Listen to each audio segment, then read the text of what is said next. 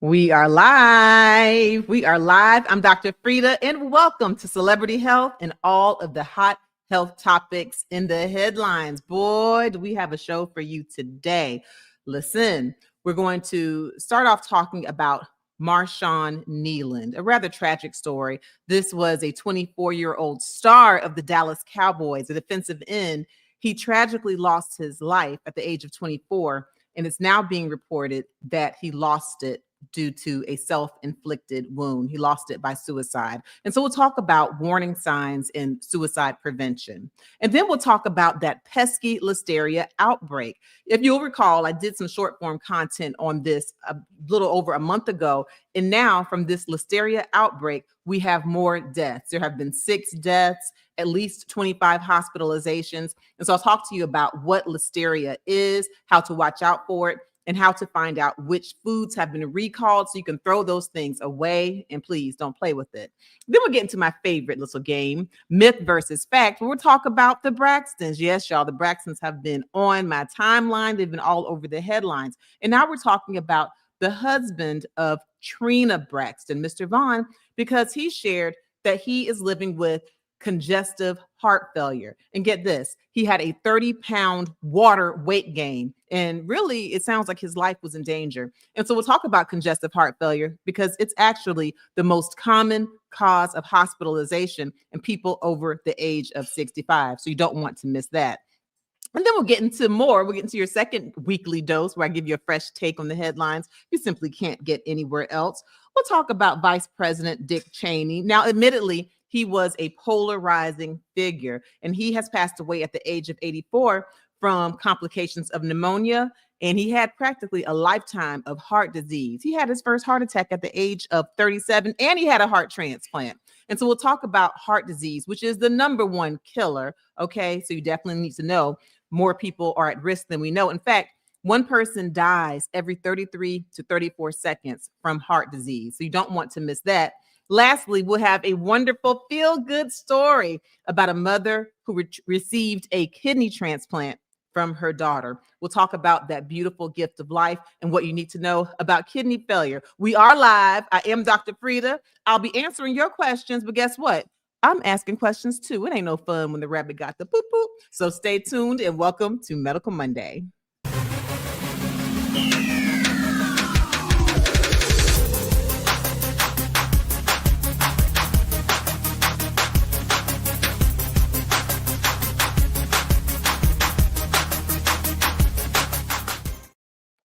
Hello, hello. We are live. I'm Dr. Frita. This is Medical Monday, where we're talking celebrity health and all of the hot health topics in the headlines. Please go ahead and give us a like and a subscribe and a follow, because I guarantee you we're giving you evidence-based medical information. You know I'm not doing it alone. So will my co-host and office manager please come to the front of the stage, Miss Shador. How you doing? Hey, Dr. Frita, doing good. How are you?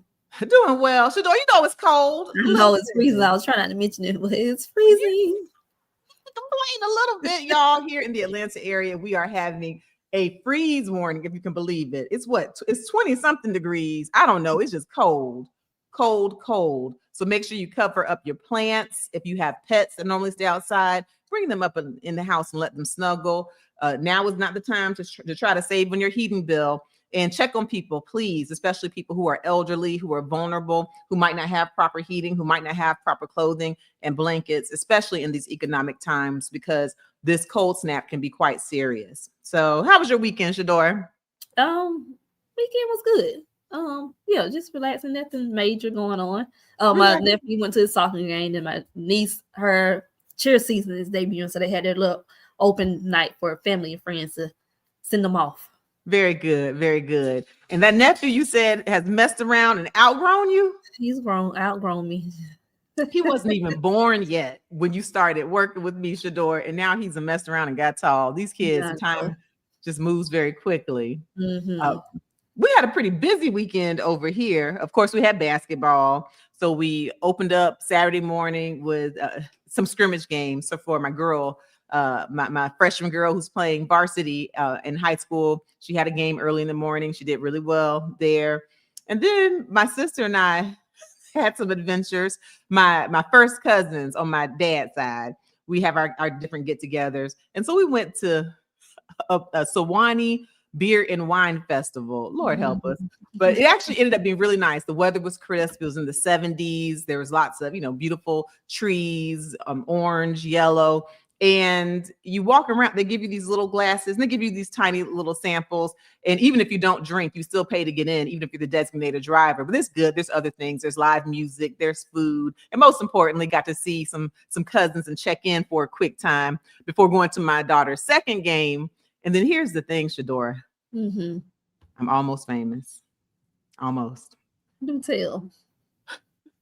My sister and I went to Esco Lounge. It's a Black-owned restaurant and lounge. Very, very fun. They have a couple locations in the Atlanta area.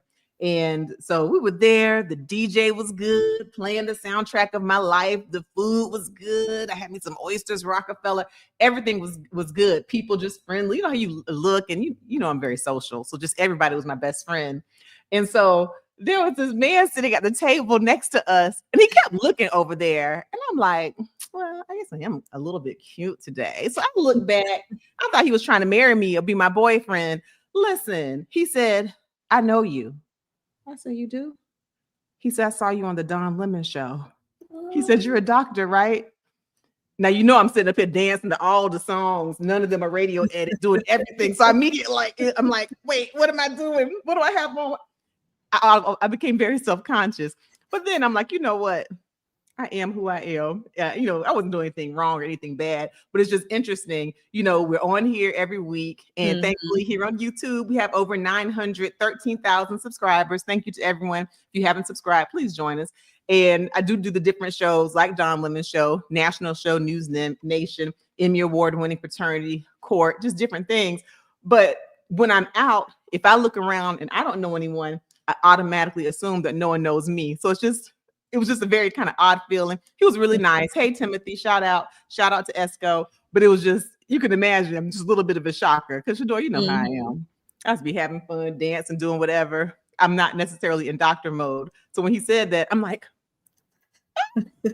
anyway. Button up a little bit. Yeah, clearly he wasn't trying to be my boyfriend. But anyway, it was a fun time. That's good. But now, let's talk about what's going on these headlines, because sadly, some folks have not been having a good time. First, who was the first person in our chat today? Absolutely. The first in the chat today is Ms. Lisa. She says, good afternoon, everyone. Hello. Welcome. Thank you for joining us. And listen, y'all know participation. To all of my med heads, get ready. I have a lot of questions to ask you all today. This first story really bothers me. Marshawn Kneeland put a football in the chat if you had heard of him or if you watched the Dallas Cowboys. He was defensive end and really had some great plays, like actually just before this story hit. He unfortunately, has passed away due to a self-inflicted wound reportedly. Let's play this clip and let's talk about suicide prevention. All right.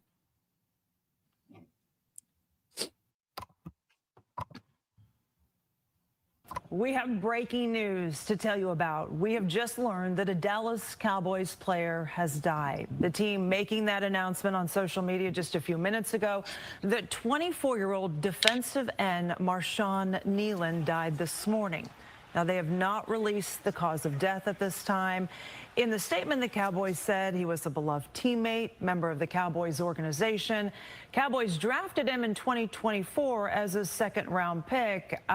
You might remember he was in a big play in Monday's game against the Cardinals. Brandon, you mentioned this. He scored the team's first touchdown by recovering that blocked punt. So again, we are just now learning from the Dallas Cowboys that 24-year-old Marshawn Kneeland has passed away. Again, no cause of death revealed at this time. Yeah. It's really sad, and my prayers definitely go up for him, for his family, for his loved ones, for his fans. It's so hard, Shador, because sometimes you look at people, and by the time a young man has made it to the NFL, you think that's it. He has it all, just great career, plenty of money. You're just like, hey, that's it. But truth of the matter is that if someone is dealing with sadness, dealing with depression, dealing with stress, then it doesn't really matter how much money you have or how much perceived almost life perfection you have. then things really can bother you to the point of making you want to take your own life. And sometimes it's near impossible to figure it out. But other times there are ways to pick up certain hints that someone might be, wanting to hurt themselves. And so I want y'all in the chat, if you could put a football emoji in the chat and then answer this question. What might be some signs that someone might be playing to hurt themselves, or signs that they just are feeling really, really sad or deep depression? They might be reaching out for help. What are some signs? And so let's talk about it. And so maybe in our own lives, we can look around, and even for the people like your strong friends or your rich friends or your beautiful friends or your perfect seeming friends, maybe we can kind of use this moment to try to pick up things. But again, prayers go up for all the loved ones who will miss Marshawn Neeland. Okay. So while I'm waiting for those footballs, y'all make sure you give us a like. We're definitely going to have an evidence-packed show today. But for just in general, we know one of the big risk factors for someone taking their own life is having major depression. Okay. And I don't mean just being a little sad or having a situation that upsets you where you're just, feeling a little unhappy. Major depression, we're talking about having symptoms for at least 2 weeks where you're having sadness, inability to experience pleasure. You might have different disturbances like sleep disturbances, eating disturbances, things of that nature. And there might be some hints that you're giving off, even if they're subtle and it's tough to pick up. I know I just asked the question, but did any of our med heads put any footballs up and give any possible warning signs that someone might need some help? Yes, they did. Okay. Pamela. Hi, Pamela. Pamela says they start talking about no one loves me.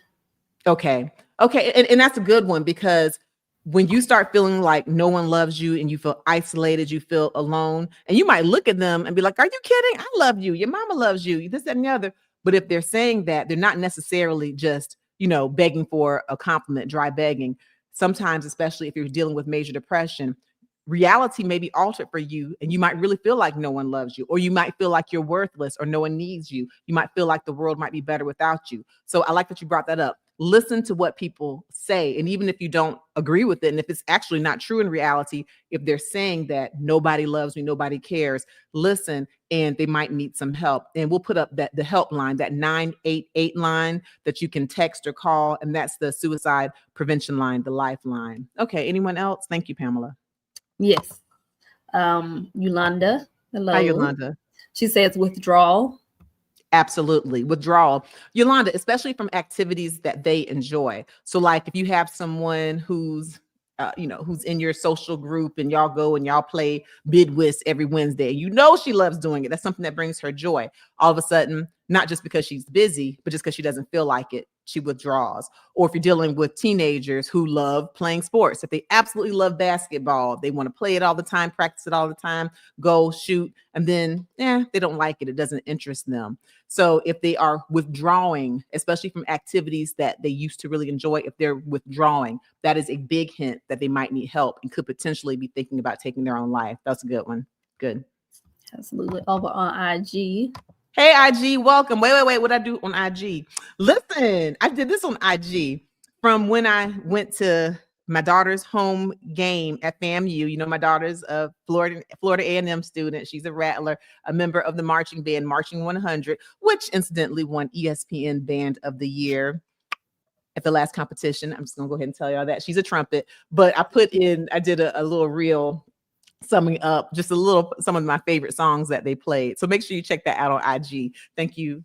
Oh, and right after we finish, I'm going to post another short form content because there's been a recall of some infant formula. Anyway, all right, come on. What you got to say from IG? Thank you for joining us.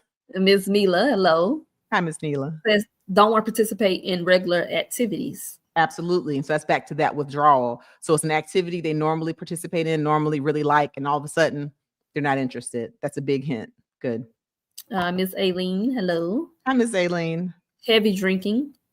Okay, so starting to use substance abuse and drinking, especially more than what they typically drink. So yes, so be it drinking heavy alcohol or starting to use substances like white powder or if there's someone who perhaps does not smoke marijuana, THC, and now they're smoking and doing it heavily. So an increase in substance use, especially when it's not their baseline, that could be a hint that they're trying to self-medicate from some really sad or bad feelings. Very good.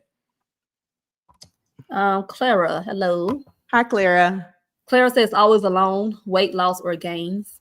Okay, good. So isolation, okay, being alone, isolation, that's a good. Weight loss or gain, that's very good. So changing in eating habits. It could be someone who stops eating, okay, or develops anorexia. I don't mean anorexia nervosa, like the body dysmorphic disorder where you think you're overweight and you're not. I mean just literally not eating, okay, or eating much less than they used to, and you notice the weight fall.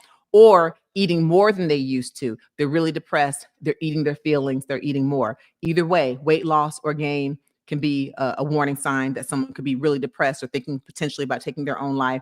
And yes, isolation. Those are real good. Thank you. Y'all all come on to the front of the class. I love it when y'all participate. Miss Debbie says nonverbal. Nonverbal. So, especially if you have someone who's normally an extrovert or a talker and they're just not talking. That kind of goes back to that withdrawing or being isolated when they just don't talk, or sometimes they can literally become like catatonic and literally not be able to speak. So that's a good one. And I can tell y'all, if I ever stop talking, if y'all see me and I'm real quiet, something's wrong. Okay. It also depends on the person's baseline. Good. All right. Miss Jackie, hello. Hi, Miss Jackie. Talking down, can't get motivated or won't eat. That's good. So again, kind of like nobody likes me. Nobody loves me. The world doesn't need me. I'm just not good at anything. So a lot of negative down talk. Yeah, very good. T. Chosen has a few. Hi, Hey, T. Chosen one. Erratic behavior, unkempt appearance. Oh, that's good. Come on up to the front of the class. So erratic behavior, something when they're acting out, maybe becoming more impulsive than they normally are, or more combative. Things that are out of the baseline. Good. And then what was the other one? Erratic behavior, unkempt appearance. A change in hygiene, right? So if it's someone who normally is pretty, put together, make sure their hair is done. Now they're not getting haircuts, not combing their hair, maybe not bathing, not worrying about their clothes, not ironing their clothes. So a change in appearance where they're not taking care of themselves. So that's real good. Yeah. All right. Elonia, hello. Hi, Elonia. Sleeping all the time. Sleeping all the time. So that gets back into that hypersomnolence. So that's good. So they might just, sleep all day, sleep all night. So definitely hypersomnolence or sleeping too much or definitely more than baseline could be a warning sign. Also insomnia. Okay. If they're not getting good sleep, if they're restless. So just like with food, it can be eating a lot or eating a little. It can be sleeping a lot or sleeping a little. Either way, the change in habit from the baseline could be a warning sign that there's some depression and they might even want to hurt themselves. Okay, we'll do a couple of more. Then Our member checking in is Patricia. Hi, Miss Patricia. Thank you for being a member. Emotional swings.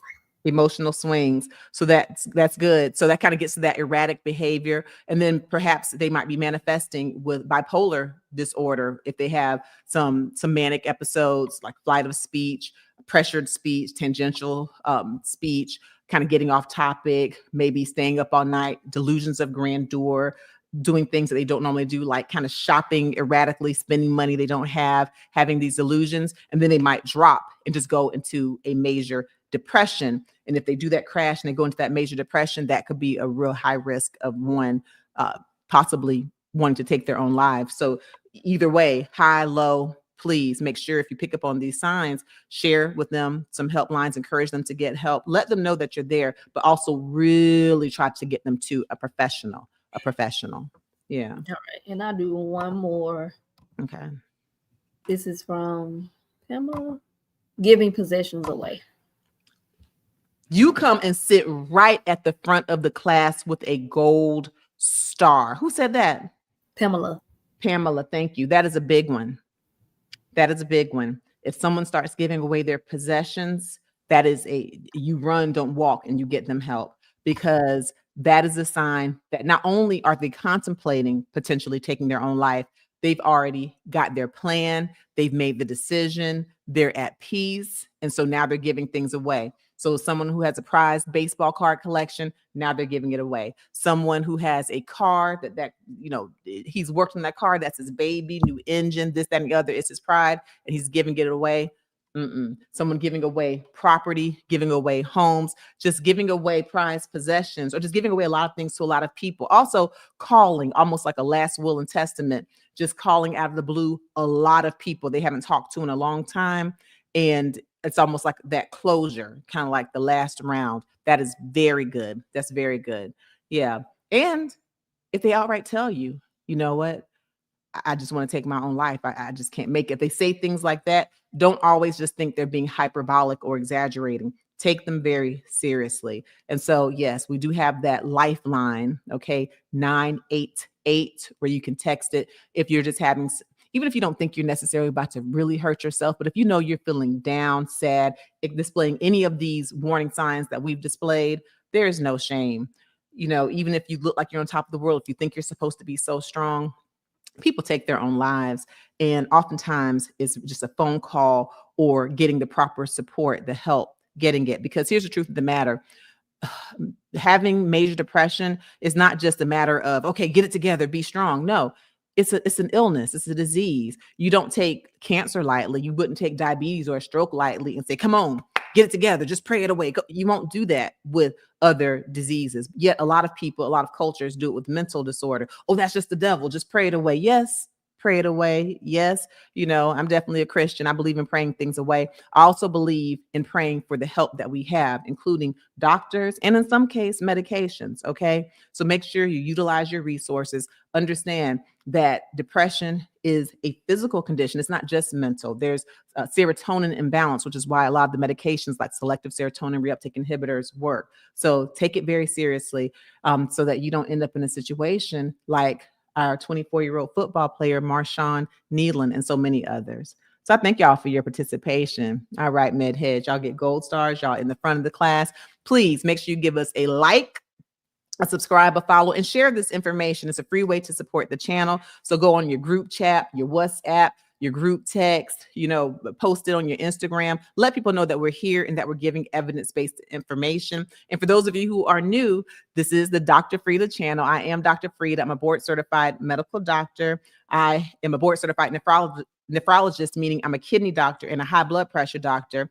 I have also been board-certified in internal medicine, pediatrics, and obesity medicine. I do a lot of television medicine, media. Don Lemon, look, which gets me recognized in the Esco Lounge, as well as, you know, Emmy Award-winning Paternity Court, The Griot, 11 Alive NBC, Good Day Atlanta, you name it. And right here on the YouTube channel, I have, among my many playlists, one is television appearances, where you can see some of my most recent things I've done. On just this past Friday, I was on News Nation, the national show News Nation, and I was talking about that new study that's saying that melatonin gives you a 90% increased risk for heart failure.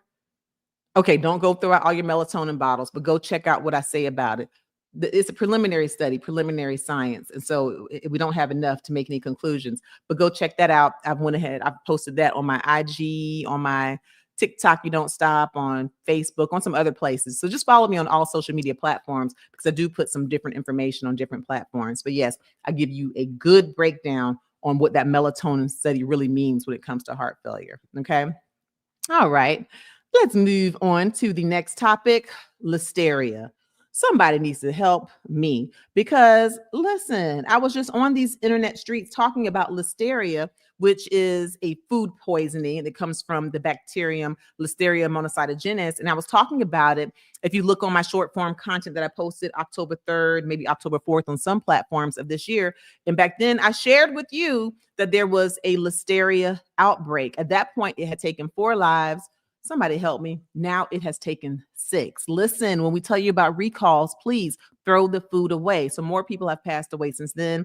At least 25 have been hospitalized. Let's play the clip and then we'll talk about this. But here's what I want to ask. Listen, please put the word food in all caps and tell me, have you ever had to throw food away due to a recall? And tell me your story. Put food in all caps. Have you ever had to throw food away due to a recall? Okay.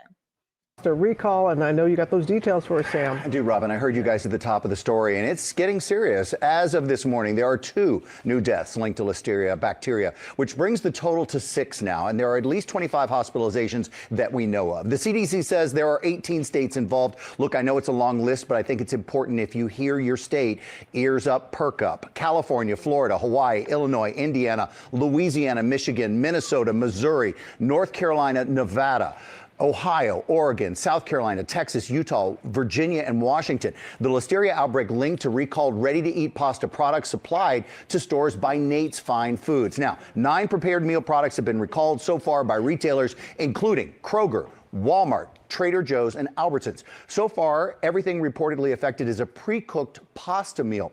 For example, Trader Joe's Cajun-style blackened chicken breast fettuccine Alfredo, but they will have different names under different stores. So the FDA is working with the CDC to investigate. Since there are a number of pasta meals from different brands involved, we have listed them all on our website, goodmorningamerica.com, so you can check your fridge pretty easily. But check your fridge, throw it away. If you're feeling sick, go to your doctor.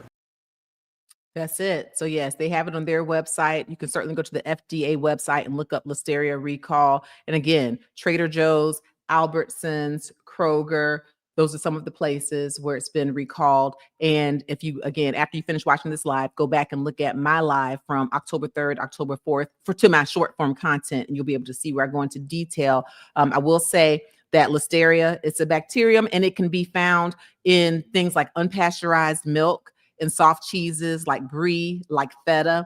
It can also be found in vegetables because Listeria is in soil, it's in water. And here's the tricky thing about Listeria. Ooh, it's something horrible. It can survive not only in refrigeration sometimes, but it can even survive in the freezer. That's a mess. That's why these pre-cooked pasta meals, even though they're frozen, the Listeria is still living in a lot of them, which is why we have at least 25 hospitalizations and at this point, 6 deaths. And even one pregnant woman lost her fetus. She lost her unborn child due to this Listeria infection. You're vulnerable if you're over the age of 65, if you're immunocompromised, like if you're on chemotherapy, or if you have HIV that's not well managed, meaning you have a high viral load and or a low CD4 count. Also, pregnant women are vulnerable. And so make sure that you keep your refrigerator at the proper temperature, like less than 40 degrees. Make sure you keep it less than 40 degrees, and that you pay attention to the websites, the FDA websites, and you could just Google Listeria outbreak. What are the recalled foods? Like for Trader Joe's, there's some Cajun fettuccine Alfredo that's pre-cooked pasta that's recalled, different things at Walmart. But just take it very seriously. Go through your refrigerator and your freezer and throw out the things that have been recalled because it can cost your life. Okay, did anyone write that they've ever had to throw away food from a recall? Yes, TS. Hi, TS. Hey, welcome back, TS.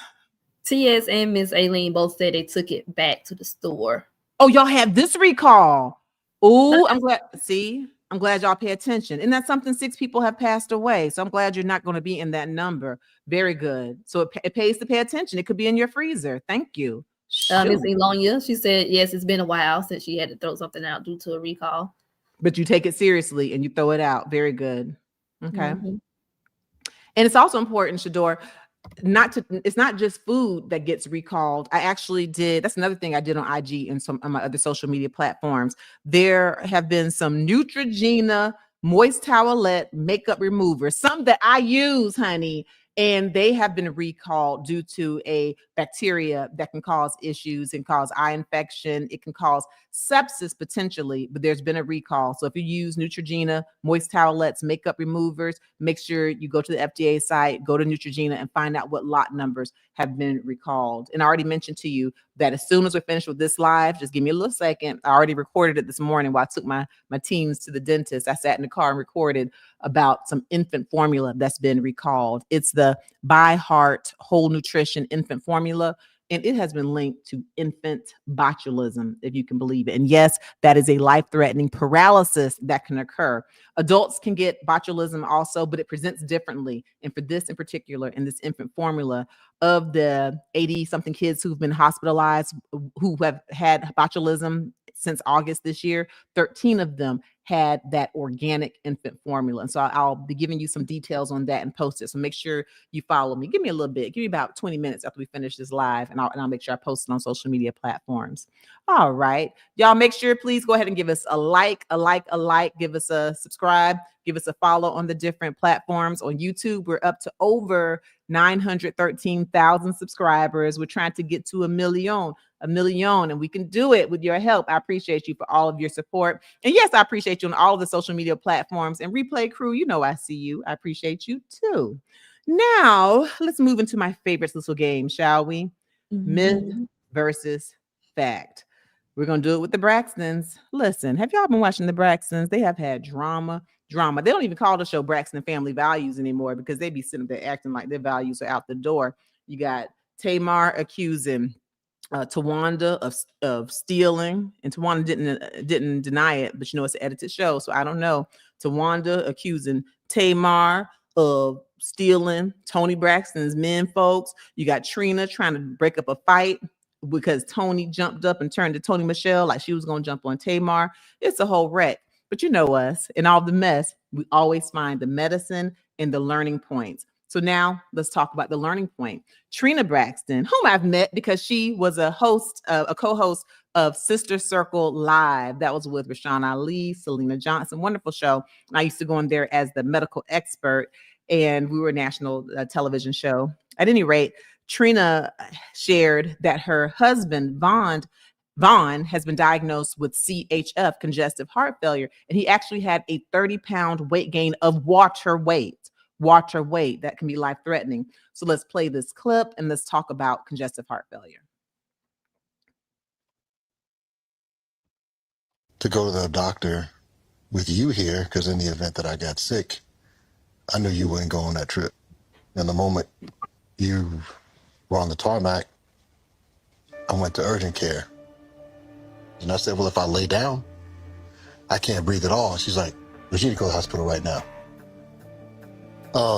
I get there, they say you have fluid on your lungs, you got fluid around your heart, you got fluid everywhere. And then they weighed me, and I weighed 309 pounds. I've got a heart valve issue that caused fluid buildup. A heart valve is supposed to work like this. And mine was doing this. So they got a bunch of fluid off. Bottom line is, when I got there, I was 309. When I left, I was 279. So they took 30 pounds of water off of me. He said, but had you had 2 or 3 beers and gone to sleep, he goes, you wouldn't have woken up. That's true. What he just said was not an exaggeration. If he had a few more beers, that would be more fluid against his heart. And then if the beers caused him to be a little bit inebriated, more somnolent, where it's more difficult to wake up, he easily could have had low oxygen and not been alert enough for his body to wake up. And he could have not been here. Congestive heart failure can take your life. Okay. It can take your life. So what is congestive heart failure? Congestive heart failure occurs, you know what, let's do myth versus fact, and then we'll break down exactly what it is. Let's do myth versus fact question number 1, and then I'll break it down some more and see what y'all know already. Statement 1, heart failure means your heart has stopped beating. Put an M1 if that's a myth, and F1 if that's a fact. Congestive heart failure means that your heart has stopped beating.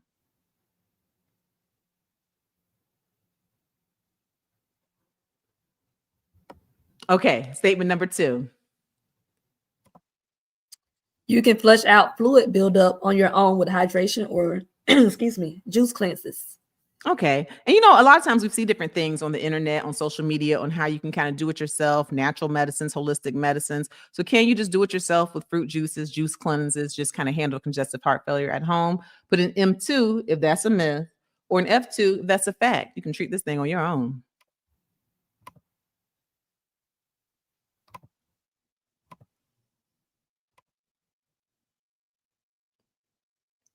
And listen, med heads, y'all have already been on fire today, so I'm expecting some good participation. This is my favorite little game. Let's do one more statement, Shador. Myth versus fact, statement number 3. Difficulty breathing when lying down is a classic sign of heart failure. difficulty breathing while lying down. Put an M3 if that's a fact. That's a classic sign of heart failure. Put an F3. Wait, M3 if it's a myth. Put an F3 if it's a fact. You can't breathe while you're lying down. Very interesting, because don't you think of getting short of breath while you're standing up, moving around? But for congestive heart failure, you can't breathe while you're lying down, and that's a classic symptom. M3 if that's a myth, F3 if that's a fact. All right, pencils down, pencils down. I'm curious to see your answers for this myth versus fact statement on congestive heart failure and the Braxtons. What do we have, Shador? I know we have some participants now. Absolutely. It's never without a shortage. All right. Statement 1, heart failure means your heart has stopped beating. Okay. Checking in on this one is our member, Miss Rosalind. Hello. Hello. Hey, Miss Rosalind. Thank you for being a member. Oh, and members, you know, I give you members only videos. I definitely dropped some this past week. I definitely did. I'm trying to think when was my most recent one. It might have been over the weekend. But I gave you some behind the scenes of when I was on News Nation talking about melatonin. I gave you even more details of what I gave in the show. So make sure that if you're a member, at least at the chief resident level, you join us and you can do that. Even at the level of being an intern, you still get shout outs. You get some custom emojis. We definitely appreciate you for the support of this channel. And then if you're at the top tier of members, that's when you get our members only live Q&A at the end of every month, where instead of me doing all of my yip yapping, I sit here and I listen to you and I answer your questions for the entire segment. Yes. And as I mentioned, I am an MD.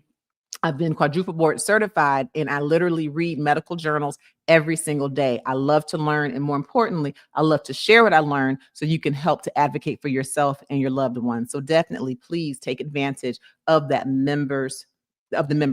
Okay. All right. What do we have? Ms. Rosalind says myth. Myth. Okay, so you think it's a myth. So having heart failure does not necessarily mean that your heart has stopped beating. Okay. Member Miss Elaine. Hello. Hi, Miss Elaine. Thank you for being a member. Fact. You think it's a fact? Okay, that congestive heart failure means that your heart has stopped beating. Okay. I can see clearly. I can see clearly now. A myth. You think it's a myth? Okay, so there's more to it than that. Okay. Marina agrees that it is a myth. Hey, Marina. Hi, Marina. Welcome back. Thomas says a myth. Hi, Thomas. Welcome. Lady Virgo agrees, a myth as well. Okay. Lady Virgo says it's a myth. Okay. And action on IG. Letitia says a myth. Hey, Letitia, thank you for watching over on IG. And you know what's interesting about IG? I find that I do most of my my quick responses as far as comments. A lot of that is on IG. And so you'll find that a lot for those of you who follow me over there. Okay. So the answer to this is that it is a myth. The definition of congestive heart failure does not mean that your heart has stopped beating. I will say, now think about it, perhaps it was a bit of a trick question, because if your heart stops beating, then yeah, it's safe to say that it's failed. But the truth of the matter is that CHF, congestive heart failure, the term sounds very, very heavy, and certainly it can be. It is heavy, but it does not mean that your heart has stopped beating. It means that your heart is not pumping efficiently enough to move the blood, which carries your oxygen and the proper nutrients to the rest of your body. Your heart is not beating strong enough to move that blood, that fluid forward. And so you get a backup of fluid, and that's how you can get swollen feet, swollen ankles, a big heart, swollen belly, and you can get fluid in your lungs, pulmonary edema, which can make it very difficult to breathe, especially when you're lying down. That's congestive heart failure. And that is what Vaughn described. So when you get this backup of fluid, you start gaining fluid weight. Okay. And in his case, he gained 30 pounds of fluid weight. And there are many risk factors, and we'll get into those. But first, let's go into our second myth versus fact statement. You can flush out fluid buildup on your own with hydration or juice cleanses. Oh, I'm curious for that. Now, is this at the time to just do it yourself? Okay, what do we have? On IG, MP. Hi, MP. Now, y'all listen to MP, I think. Let me see what you say, MP. MP says myth. Thank you. All right. Hey, MP. Thank you for being. I love it when you join. We'll read Miss Andrea, our member, says a myth. Thank you for being a member. All right. Myth. Elonia says a myth. Hi, Elonia. Okay. Deborah says a fact. Deborah says a fact. We're going to talk, Deborah, because I guess there's some nuance to this. Okay. Member Miss Roslyn says it is a myth as well. Thank you. And Lisa, I'm sorry, that's statement one. Elaine says myth. Elaine says myth. Okay. All right. And the answer to this is that it's a myth. And y'all know here, even though I'm Western trained, and yes, I do prescribe medicine, I do traditional medicines, you know, I love talking about natural remedies, holistic medicines. I definitely do. And for the person who said that this is a fact, you're probably thinking, you know what, there are things you can do, like have a low salt diet, you know, make sure that you manage risk factors like diabetes, high blood pressure, living with obesity. So there's always lifestyle that's going to help to support. But by the time you have a diagnosis of congestive heart failure, it is time to go to your doctor. And I put my foot down on this one. This is not the time. Had Vaughn, whose doctor told him had he had 3 more beers and gone to sleep, he wouldn't have been alive. That's not an exaggeration. This was not the time for Vaughn to go and do some juice and do it himself. Congestive heart failure is an extremely serious condition, and it does require medical help for the best outcomes. And this is why. One, you got to get the fluid off of you. And yeah, there's some things like celery and some fruits, some vegetables that in some cases can kind of act and have some diuretic effects, but they're not going to do the trick as far as getting 30 pounds of water off of you. When it gets to that point, when you have that actual diagnosis of congestive heart failure, then it oftentimes requires water pills or diuretics like Lasix, also known as furosemide. It might require hydrochlorothiazide. It might require metolazone. It might require chlorothiazide. So some very serious water pills, and under the guidance of a physician. And even if your physician is able to give you some, water restriction and some salt restriction, still a physician needs to be monitoring you, because congestive heart failure definitely can lead to you passing away. 6 million Americans have congestive heart failure, and congestive heart failure is the number one cause of hospitalization in people over the age of 65. It's the number one cause of hospitalization for a reason. It can lead to you not being alive. So while I always love lifestyle as a support, if you have congestive heart failure, that's not the time to do it yourself with natural remedies alone. Please go see your physician. And in early stages, in some cases, your primary care physician, your internist, your family doc can do a great job. But honestly, by the time you have congestive heart failure, a cardiology referral is warranted. Okay. And so in addition to oftentimes water pills or diuretics being needed, there are different medicines like ACE inhibitors, like lisinopril. I know we've been talking about them, and I've shared some content. If you haven't watched it after this live, make sure you look at my video on angioedema. If you look, you'll see that the background picture is a man with very exaggeratedly huge lips that are swollen. That's not AI. That's that man's lips. It's a reaction to lisinopril. It's more likely in African Americans, but it only happens to 0.7 to like 0.11% of the people who have it, just something to know. But actually, lisinopril and ACE inhibitors are quite often great when it comes to managing congestive heart failure. But again, that's something that a physician will need to prescribe. And, there's different physical therapies that will help. Definitely managing the risk factors like high blood pressure, diabetes, having coronary artery disease, or having had a heart attack or blocked artery is a huge risk factor for congestive heart failure. And let's just say if you have blocked arteries, yes, there are ways, and I even have a video how to unclog your arteries naturally. But by the time you have congestive heart failure, you need to consult with your doctor, your cardiologist, to see if you actually need a procedure to go in and help to unclog those pipes. So again, by the time you have these symptoms like what Vaughn is describing and you have congestive heart failure, that's not the time to sit at home and figure it out on your own. And y'all know I love natural remedies, but please, if you have congestive heart failure and you have symptoms, which we'll get into, then go see your doctor. I'm not even playing around with this one. Okay. And we have one more myth versus fact, do we not? We do. Statement 3, difficulty breathing when I lie down. When lying down is a classic sign of heart failure. Okay.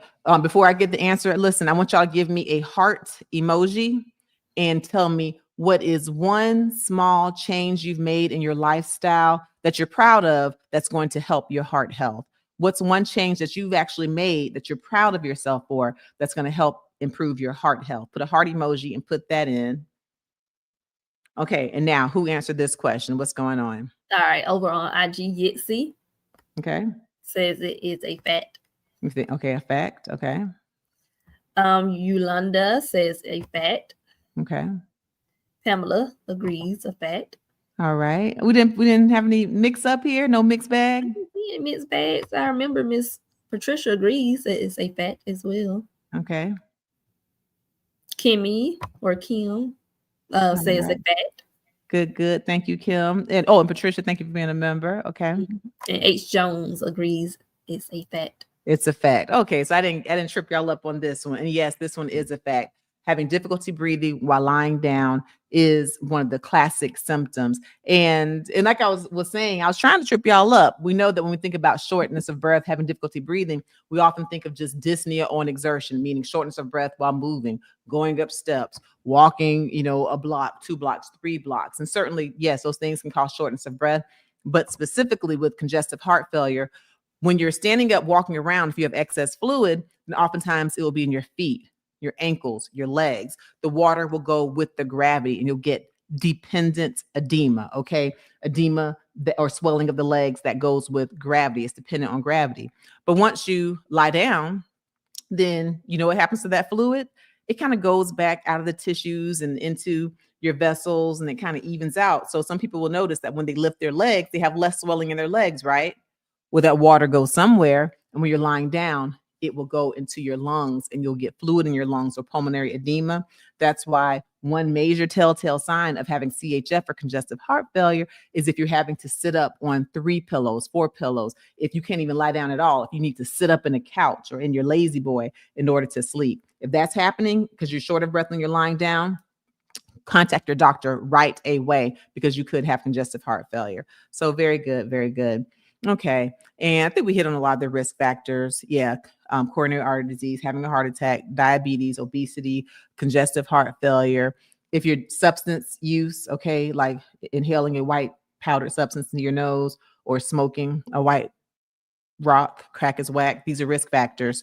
But a big one is uncontrolled high blood pressure, which of course I take care of patients with high blood pressure every day. Y'all make sure you check out my book, Under Pressure, A Guide to Controlling High Blood Pressure. Yes, I talk about traditional treatments of high blood pressure. I also talk about natural ways, like how to lower blood pressure naturally. So click the link in my bio or visit my one-stop shop, drfrita.com, to check out this book. Because yes, high blood pressure is a huge risk factor.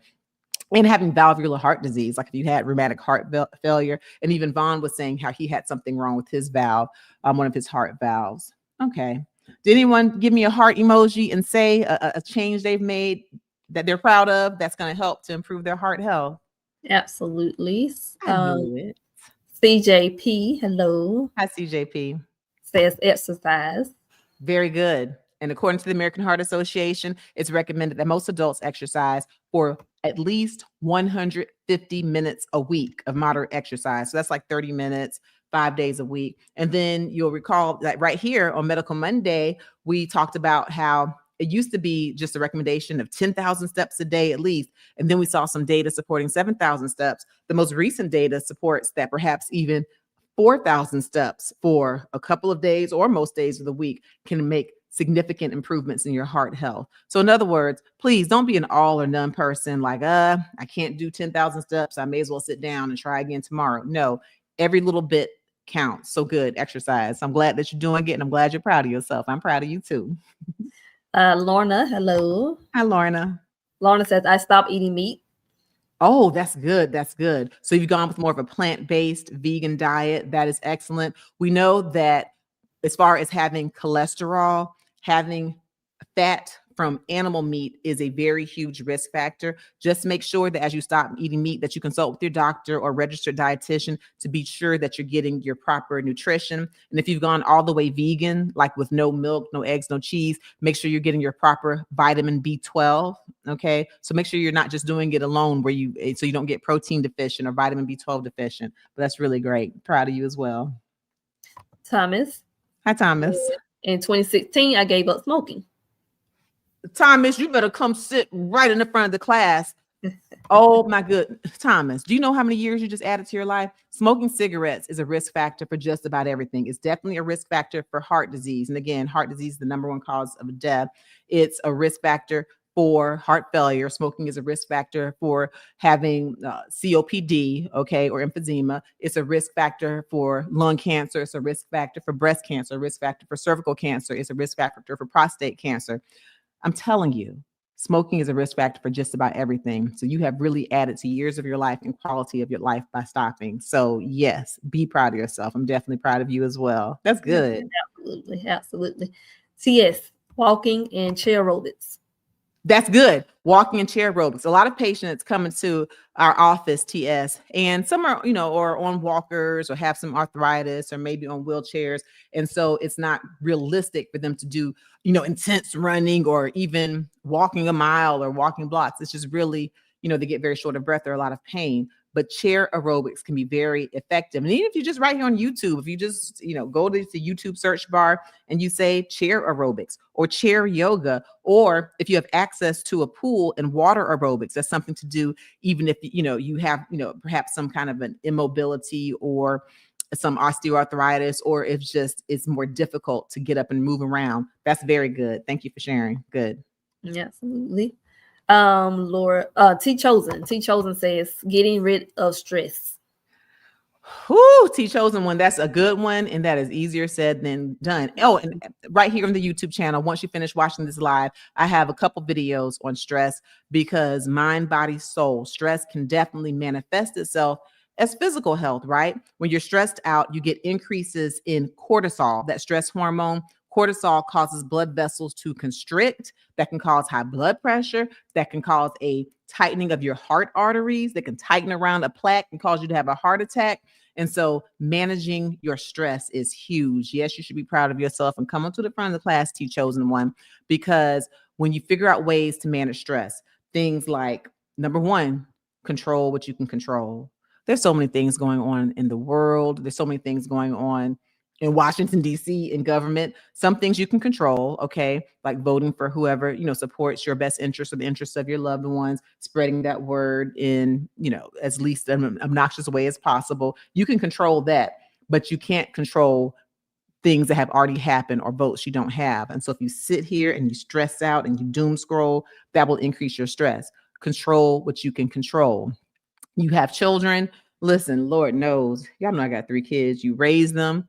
You try to teach them right from wrong, what to do, how to be responsible. But once they leave your house, honey, you don't know what they're doing. And so, yes, do like I do. Pick up your phone, nag them, give them reminders, encourage them. But you have to understand, especially once your kids are grown, you encourage them, but they're going to love who they're going to love. They're going to get whatever job they're going to get or not get a job.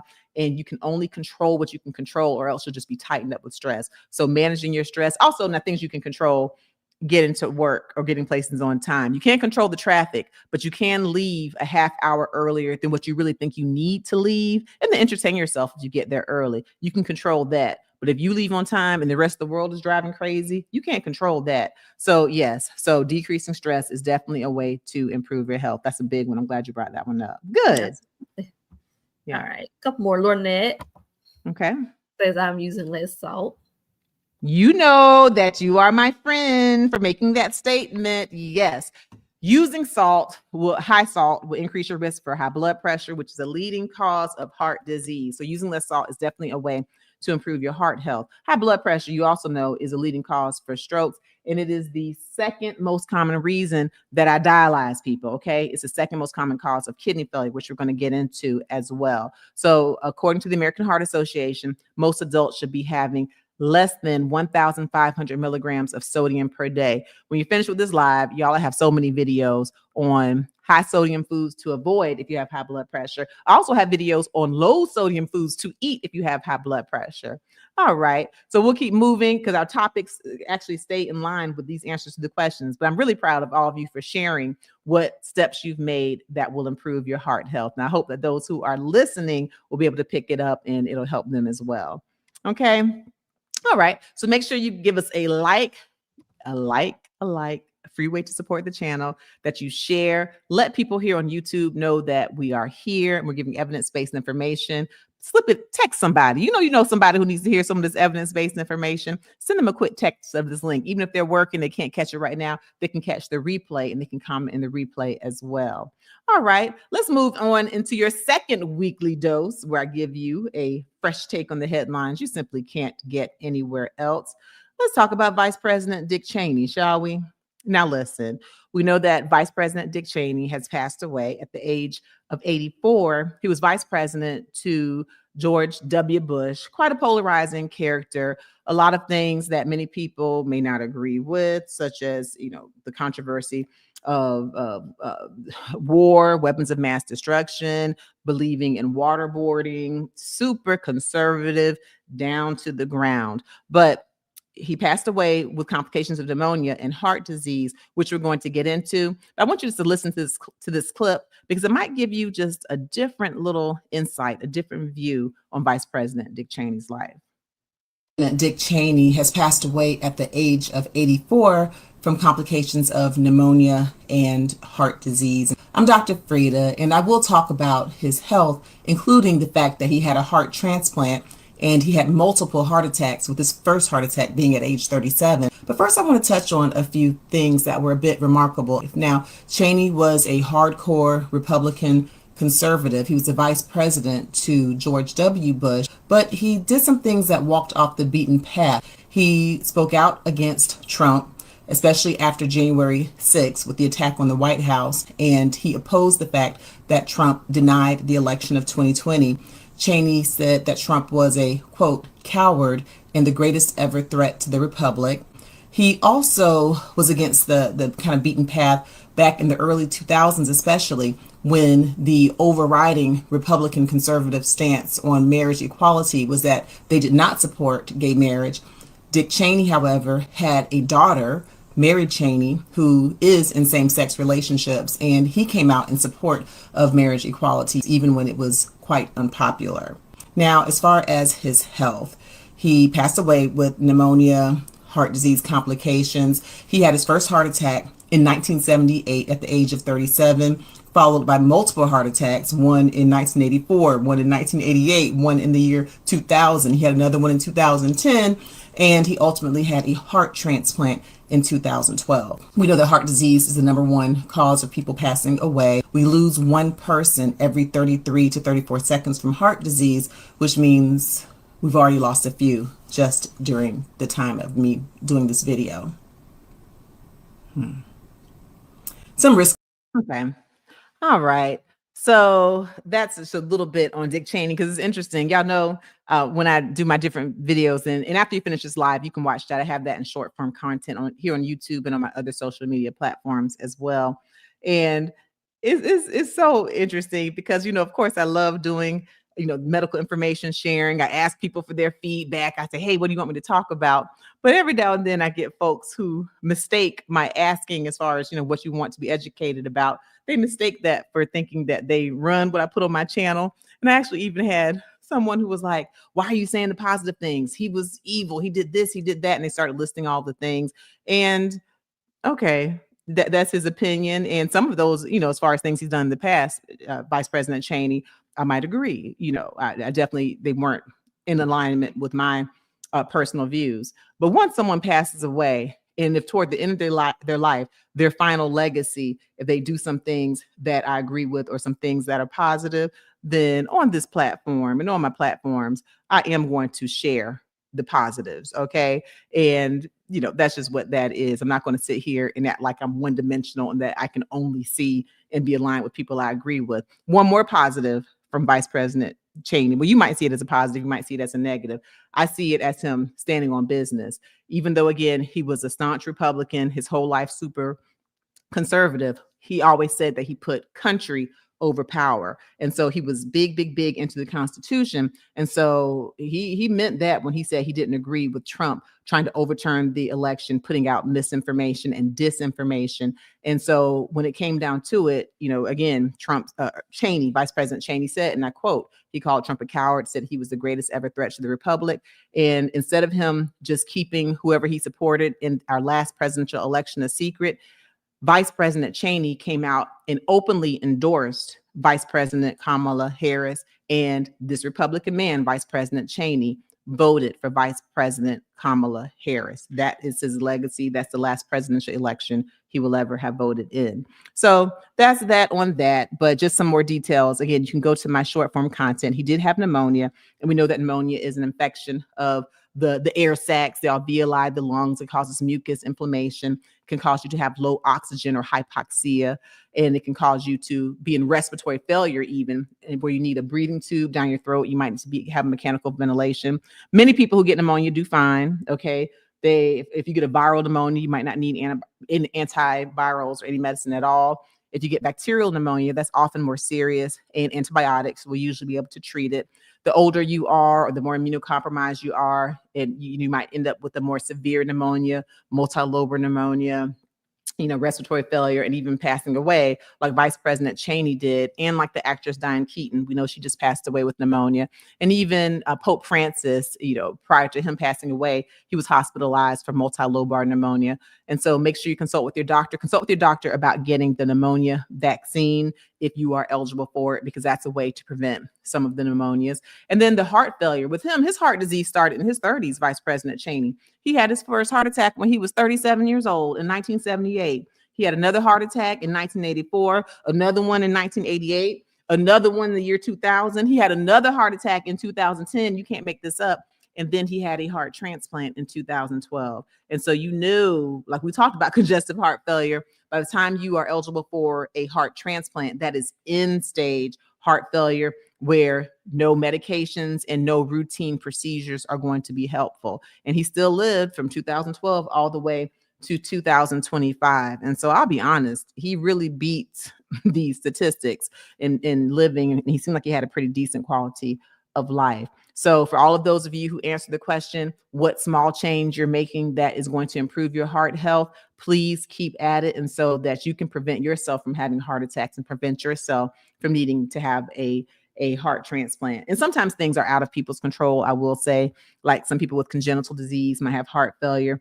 Also, if you have familial hypercholesterolemia, that's a genetic predisposition to very high cholesterol that could lead you to needing, to having heart attacks at an early age. Or even if you have some type of a viral infection that can put you at risk for heart failure, cardiomyopathy, if you have a myocarditis, Coxsackie virus, and some chemotherapies can put you at risk for cardiomyopathy, like doxorubicin or adriamycin. That's a common one during breast cancer. Alcohol overuse can put you at risk for heart failure or dilated cardiomyopathy. So there are different risk factors. So just make sure you take care of yourself. And once you finish this live, check out my playlist on heart disease, or just go to the YouTube search bar and look up Dr. Frita heart failure or Dr. Frita heart disease. I have a wealth of knowledge right here for you on this YouTube channel. Okay. Which is why I encourage you to give us a like and a subscribe. I guarantee you we have information that will help you to live a healthier, happier life. Okay. I guarantee. All right. So yes, please give us a like as we move to this story, which is my specialty, nephrology, kidney disease. Honey, we have a mother-daughter love that is expressed in my favorite way. A daughter donated her kidney to her mother. Let's play this clip. There's something truly powerful about the bond between a mother and a daughter, and this next story shows how deep that connection runs. A daughter returned the gift of life to the woman who brought her into the world. Brian Jackson has more. Dialysis, unfortunately, is a risky place to be. In the U.S. to this day, only 40% of people will be alive 5 years while on dialysis, worse than many cancers. Monica Fox found herself in this position not once, but twice. Her journey started in 2013. What she thought was a sinus infection turned into a sudden diagnosis of chronic kidney disease. She immediately started dialysis until receiving a donor kidney transplant in 2016. There were no issues until Monica dealt with COVID pneumonia in 2022. All of a sudden, she was back to square one in need of a new kidney. So I was hopeful because I knew there was the opportunity to get a transplant and that would be a better treatment for me. And many people came forward to offer to be living donors, and each one didn't pan out, but that would always give me hope that God had not forgotten me and that my gift was coming. The most suitable donor is usually an immediate family member. Monica's daughter, Olivia, was willing and got evaluated to be her kidney donor back in 2015. It was just before I graduated from college. I hadn't started my own life and started a family yet. So though it would have been a good option, I think, back then, my mom did not want to receive from me back then. Not only was Olivia a match, she was very familiar with the process because she works at the University of Illinois Health as a transplant outreach coordinator. So this was kind of just my chance to really kind of put, somebody on the PR call said it the other day, put my kidney where my mouth is and like do exactly what I've been telling people is such a good thing. And now I'm living proof. I love it so much. I love giving the gift of life. That is so beautiful. That is so wonderful. We'll talk a little bit about kidney transplants. For those of you in the chat, I want you to give me a gift emoji, you know, like the little yellow box with the red bow. Give me a gift emoji or just write gift in all capital letters, gift. Put that and then answer this question. Say yes if you would ever consider being a living donor to help someone you love. Put why or why not. Would you ever consider being a living donor to help someone you love? Okay, so here we have it. We have a daughter who has helped her mother. And when you are a living donor, it's really great because you only need one kidney to live and to live well. When you donate your kidney to someone, you're not stuck with 50% of your kidney function, okay? You're not just stuck with half of your kidney function. No, that one kidney bulks up and does the work of two. And we've actually found that the life expectancy of people who are living donors is at least equal to the average. And in most cases, they actually end up having a longer life expectancy. Now, I'm not saying that they have a longer life expectancy because giving the kidney gives them longer expectancy. We're very careful with on who we actually will allow to give the kidney. We protect the kidney donors, and we often pick very healthy people. So in other words, if you're interested in being a kidney donor, do know that the transplant centers are going to protect you. And if they think that you're not healthy enough, like if you have diabetes, if you have lupus, if you're on a lot of blood pressure medicines, if you have a bad heart, they're not going to let you. So by the time they agree to let you donate the kidney, then they've ensured that you're healthy enough to do it. And your other kidney will bulk up and do the work of two kidneys. You're not going to be stuck with half your kidney function.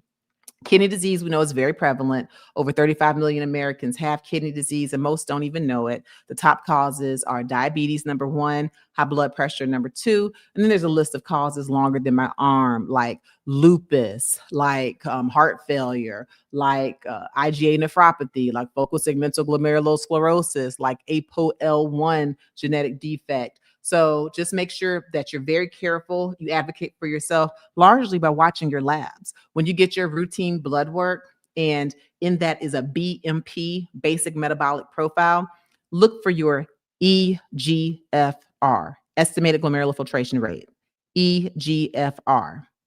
If it is less than 60, then it is standard of care for you to be referred to a nephrologist. Now, some doctors will see it might drop to less than 60 briefly, and your primary care physician will be able to figure out certain things to get it back up and have you come in for a repeat. But if you see that it's consistently been less than 60, then automatically that's at least CKD stage 3, chronic kidney disease stage 3. And so it is standard of care that you're seen by a kidney doctor like me in order to help improve. Go to your playlist, to my playlist here on the Dr. Frita YouTube channel, where we have over 913,000 subscribers. If you go to the playlist and look up kidney disease, I will have you there all night with different videos to help you to learn about CKD stages, warning signs of CKD, kidney stones, peritoneal dialysis, hemodialysis, foods to help repair kidneys, top drinks and juices to help to repair kidneys. I talk about all of that. The truth about kidney detox. I have so many videos, but make sure you always consult with your primary care physician. And again, if that GFR is dropping, don't let a doctor just sit there and say, okay, everything looks fine. Okay, let's go. No, say, hey, excuse me, I'm glad everything is fine. Can you tell me specifically what is my kidney function? What is my EGFR? You have to speak up and advocate for yourself. Don't let the doctor just be turned toward the doorknob so they can go to the next patient. Advocate for yourself when it comes to kidney disease. And in her case, she was able to get a kidney transplant from her daughter. The living transplants tend to last 15 to 20 years on average. Shador, we have some patients who've had kidney transplants for over 20 years. And in each case, it's a relative. One man, he might be watching, his mom gave him a kidney over 20 years ago. We're coming up on that. Another patient's daughter gave her kidney. That's been over 20 years. That kidney is 21 now. It's of age. And so we've got lots of patients that match that. So in other words, when you donate a kidney to someone, you increase their life expectancy, you increase their quality of life. And if you're a healthy person, you don't hurt your own life by donating the kidney. So please consider donation. 17 people pass away every day while waiting for an organ donation. And so please consider giving the gift of life. Is there anyone here who would consider, or if they have a strong reason for not considering, did anyone put a gift emoji or the word gift in comment? Yes, a few people did. Mm-hmm. Alicia says, yes, I would. Life is precious to me if it's a family. Very good. Very good. And that's so unselfish of you. And again, remember, as you know, I did my kidney training and my nephrology fellowship at Emory, and we would sometimes have some disappointed donors who really, really wanted to give. But if we saw even one reason that your health wasn't what we wanted it to be, we protect our kidney donors. And so you don't have to be afraid to go and get evaluated because a transplant team is going to protect you. Okay. Miss Patricia, I remember says, yes, for my husband, but he has refused to let me go through the testing. Oh, you've already been there. Oh, and just like that daughter just said that for the first kidney transplant, her mom refused, but you were willing to give that gift of life. Okay. Well, I pray your husband is doing well. Absolutely. Okay. And thank you for having that heart of a giving person. Very good. TS. Hi, TS. TS says, I will be a living donor. Unfortunately, I now have medical issues that would not let me. Okay. But you have the heart to give. Well, I pray that you continue taking care of yourself and take care of your issues, but you have that giving heart. That's wonderful. And TS had a question also. Can a person donate a part of a liver? Yes. Isn't that amazing? The answer is yes. We now have it that you can be a living liver donor, because if you donate your liver, of course, they make sure you're healthy enough, then even a small portion of your liver will grow and get larger in the person you donate the liver to. And then your own liver will largely regenerate and grow back. Is that not bananas? But yes, we do have living liver donors. So we have living liver donors. We have living kidney transplant donors. Of course, we don't have living heart transplant donors. But yeah, good question. Lorna. Hi, Lorna. She says, I would give my kidney to my children, but I have high blood pressure. Okay. Now, for people who have high blood pressure that's well controlled on maybe one or two medications, they don't have signs of target organ damage, we still will sometimes accept kidneys. But if you're on several medicines and maybe showing some organ damage, then probably they wouldn't let you give it. But it's always worth, if you really feel like you're pretty healthy, being evaluated. But you have that giving heart just the same. Yeah. Very good. All right. And T Chosen, yes, family is forever. Very good. Thank you, T Chosen One. Yeah, a lot of people are afraid to donate, understandably so, but giving the gift of life, I mean, you just can't beat it. Shador, we witness it in our office. There's nothing like it. And it's hard for people to ask someone for a donation. And so by the time they ask, they're just in a desperate situation. Now, Dr. Frita, a lot of people say yes if it was for family, but there's also an exchange program, so to speak, right? If you're not a match for your family member, but could be for someone else's family member. Thank you for bringing that up, Shador, because you've seen it right in our office. If you have the heart to give, and let's just say, you want to go and you want to donate your kidney to your husband, and you're healthy enough to give the kidney, but you and your husband aren't a match, you can enter a paired donation program, almost like a kidney swap or like a wife swap. So you might not be a match to your husband, but if you check out where you're healthy enough to give, you go into a system, and if you're a match here in Georgia, you might be a match to someone in Oregon, a match to their husband, and perhaps that person's wife might be a match to your husband. And so literally they will fly you to the same facility. Your kidney goes to the other person's spouse. That person's spouse kidney goes to your spouse. And just because you're not a match, it doesn't mean you can't give. So there is a paired donation program. So if you have someone who's willing to be your donor, don't worry about if they're a match for you or not. Tell them, come on, and you can enter the paired donation program. We have several patients who've done that and who've done very well. Thank you for bringing that up, Shador. You're welcome. All right.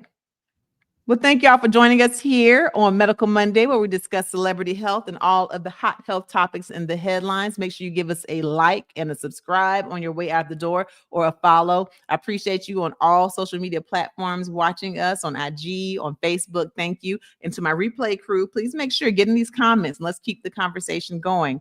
For my one-stop shop, always go to drfrita.com. There you can get my book, you can look at my blog, and you can check out my favorite things where I tell you my favorite juicers that I use. I give you a discount code. I tell you my favorite blood pressure cuffs so you can monitor your blood pressure at home. I tell you my favorite weights that I'm lifting, y'all, try to keep my muscle mass as I get growner and growner. So always check out my favorite things if you want to know the products that I actually use and that I enjoy and that I want to share with you. So if you're not a member, please become a member. And for those of you who are members, go and make sure you check out your members only. Always check out the community tab and it will give you the link for when we do our members only live Q&As. And guess what? We'll see you next Monday. Same bat time, same bat place. Remember, I did post where I was on News Nation, that national news show, talking about melatonin. I'll give you the details on that study that showed that it had an increase in the risk for heart failure by 90%. It's a preliminary science. Just trust me. Go look and see what I said about that. And then give me a few minutes and I'm going to post on that infant baby formula that's been recalled because of a link to botulism. Child, somebody help us. All right, y'all. Thank you. Go out and enjoy your lives, enjoy your week. And thank you for making Monday your healthiest day of the week. All right. Thanks, Marita, for your note.